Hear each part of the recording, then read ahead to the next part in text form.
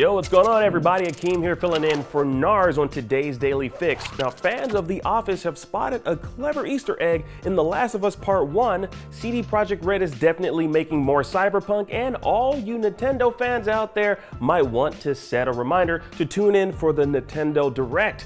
Let's drop it.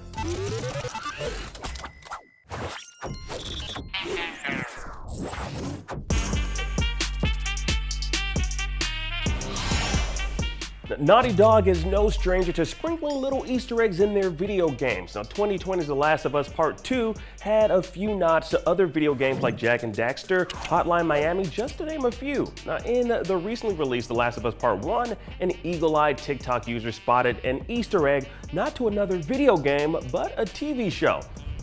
As shared by Naughty Dog Central, this TikTok user noticed the layout of an abandoned office looked a whole hell of a lot like another famous office. The Office, NBC's hit mockumentary workplace sitcom based on the hit BBC mockumentary workplace sitcom that ran from 2005 to 2013. Now, in the video shared on TikTok, the location for this office appears to be in the Pittsburgh section of the game, which is not exactly Scranton, but it's still Pennsylvania.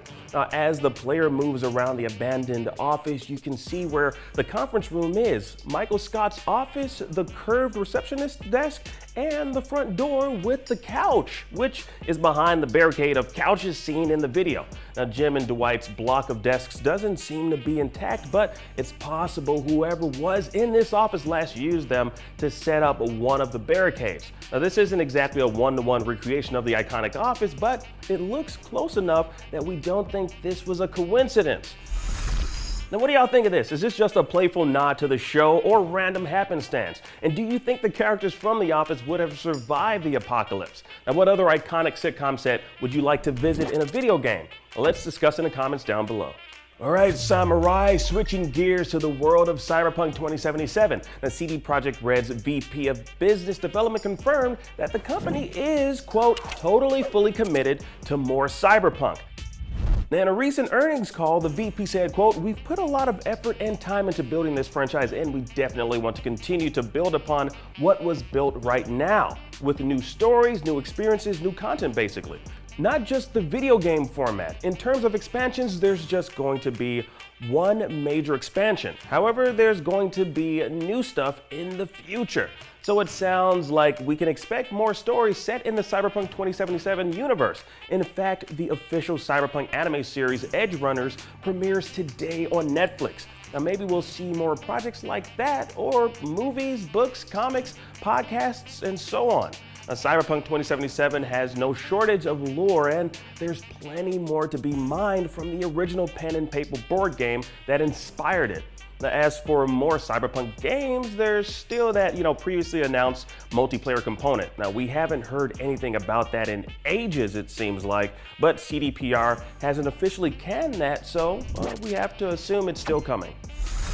Now, one more thing, lastly, Nintendo has announced a new Nintendo Direct for tomorrow at 7 a.m. Pacific time, and it's a full-fledged Direct.